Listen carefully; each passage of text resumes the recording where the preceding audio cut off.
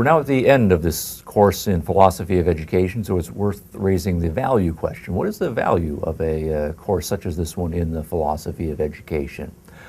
We spend a significant amount of time talking through issues in metaphysics, in epistemology, human nature, ethics, and making connections to education. We also plunged into several isms, idealism, behaviorism, existentialism, and the rest. So what's the point of spending time like this in philosophy?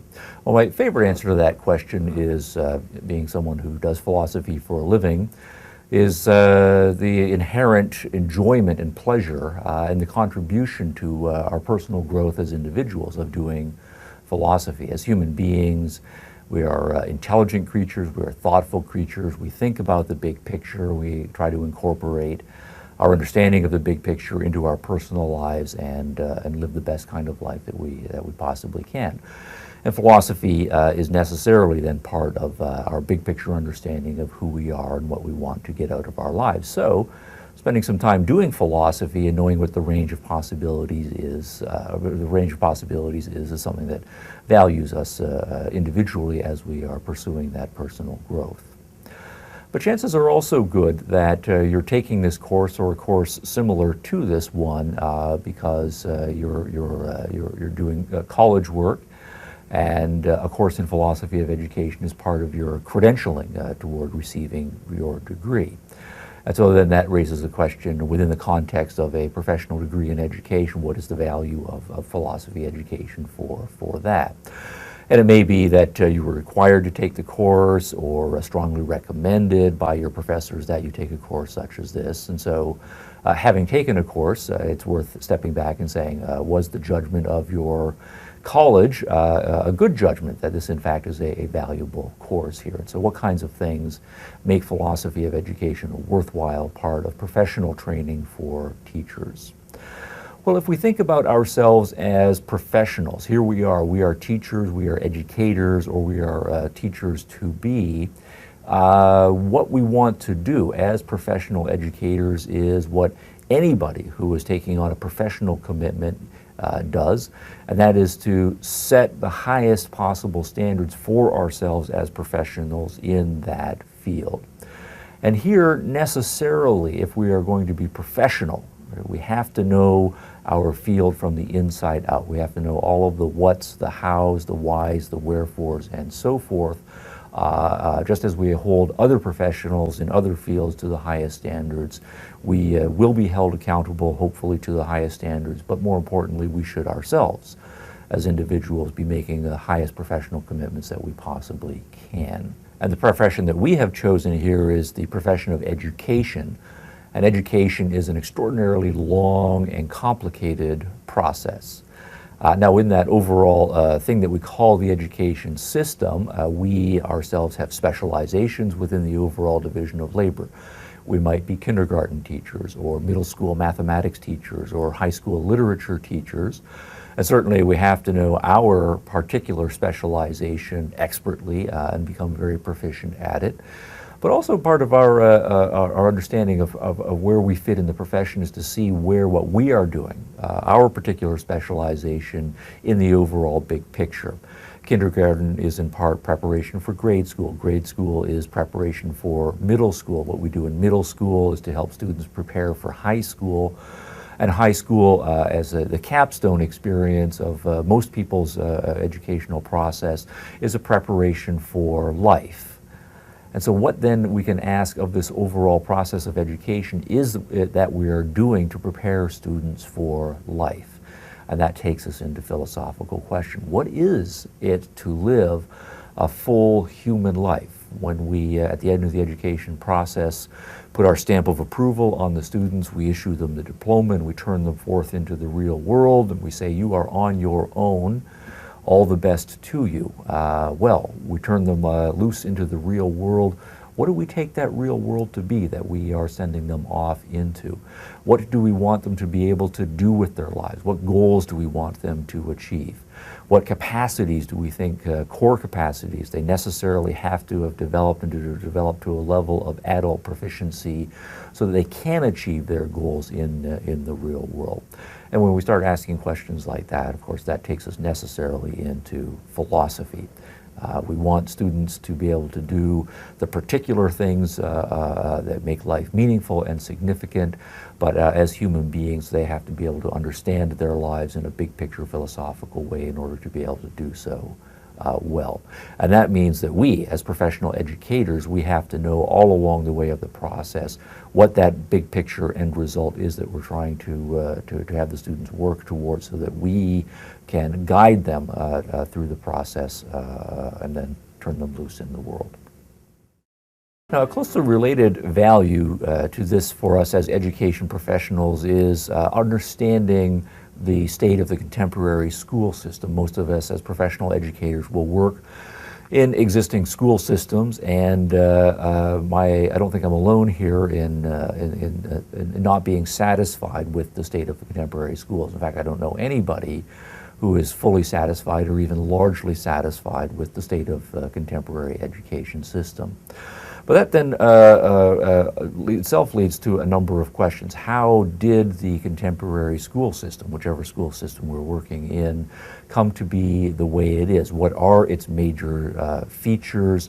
Why is it the way it is? And that, again, is another complicated and long story, but again, philosophy has a lot to do with the way the contemporary school system is the way it is. I'm speaking from the perspective of contemporary American school system in the early part of the 20th century, and the development of philosophy in the 19th century and on through the 20th century, and the development of philosophy of education is a big part of the story of understanding why we are the way we are at the early part of the 21st century in American schooling. There have been many significant developments in philosophy and professional philosophy. Much of American philosophy was fairly traditional, idealist with some realistic elements in the 19th century.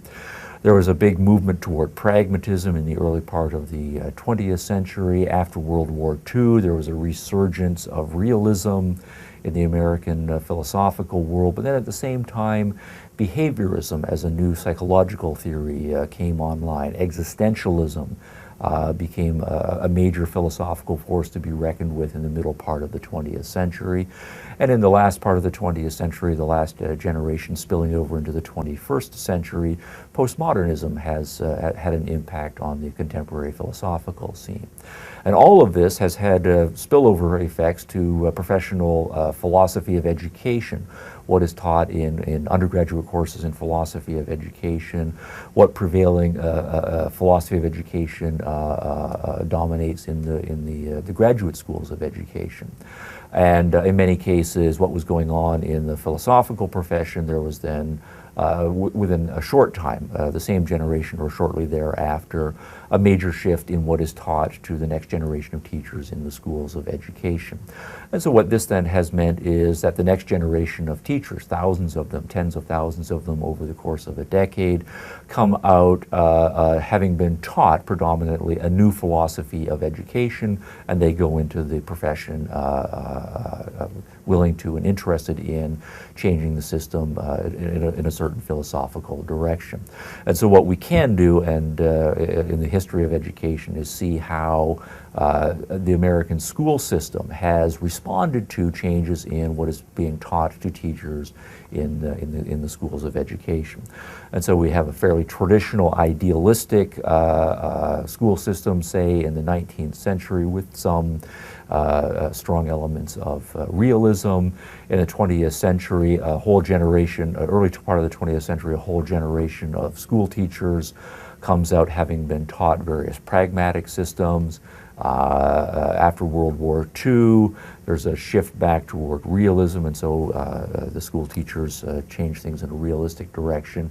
But at the same time, many of those school teachers are then picking up behaviorism, they're picking up themes from existentialism, and then certainly in the last generation, thoughtful and reflective teachers have picked up a lot of postmodern themes, and so they bring those into the classrooms. Now, when these changes are occurring, it is never the case, or it has not been the case, that any of the succeeding generations of teachers or teachers of the teachers succeeds entirely in doing away with the old and remaking the schools in the vision of what they take proper philosophy to be.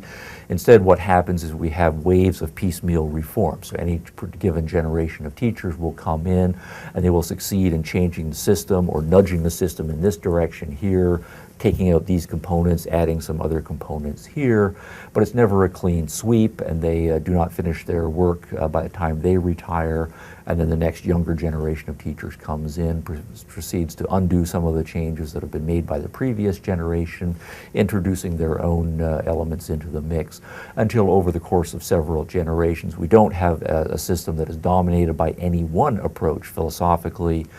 We might, in an uncharitable mode, say we end up with a hodgepodge of this element here, that element there, this long-lasting element from this philosophical school of thought, this Johnny-come-lately element from this other school of thought, and so forth. But then that points up at least one value of a course in philosophy of education, that is simply a clarificatory value. That is to say, as a teacher, if I've had a systematic course in philosophy of education, one thing that I can do is survey the state of contemporary education and just say, that came from pragmatism. That's why we're doing what we're doing here. It's due to the influence of pragmatism. Or this came from existentialism. That comes from behaviorism. This comes from realism or postmodern or whatever the case may be. And that in itself is illuminating. Instead of just dealing with something that seems like a complex mess, we can understand some of the elements and how they came to be, right? Whatever it is that they came to be. Now, the clarification step being done, there's then a further value.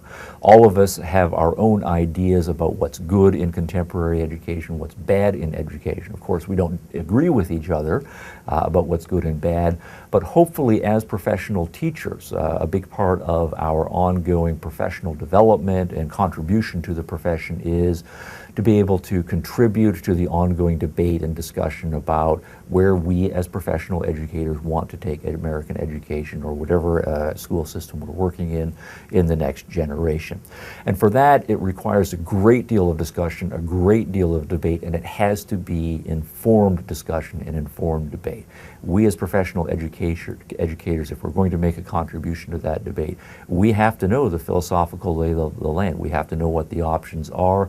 We have to know what we agree with, what we disagree with, and we have to be able to articulate what we stand for, articulate our disagreements with what we don't stand for to our fellow professional educators in a way that's informed, clear, compelling, and hopefully in a civil, diplomatic, and benevolent fashion, so that the discussion goes on, we reach hopefully majority agreement, and then we make the changes in the appropriate direction. Now, we're also, though, not going simply to be talking to professional educators, other teachers. We're also going to be talking to parents of our students who are hopefully engaged in the process of their children's education, and so they want to know what we're doing and why we're doing, and we have to be able to explain clearly and articulately what we're doing there. We're also going to be dealing with administrators who will have varying degrees of philosophical understanding of what the big picture of education is about.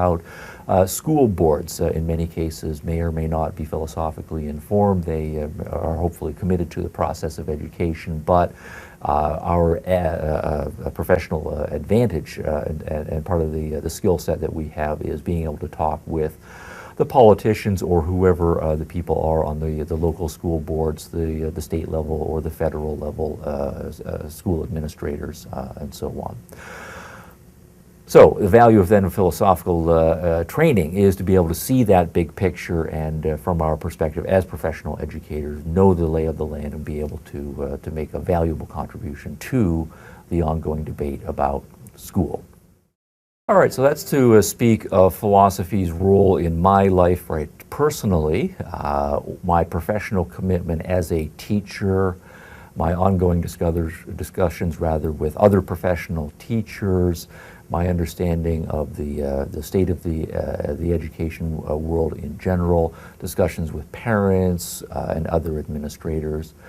Of course, the most important outlet for philosophy in the schools is our students, and clearly philosophy is an important part of my professional interaction with my students.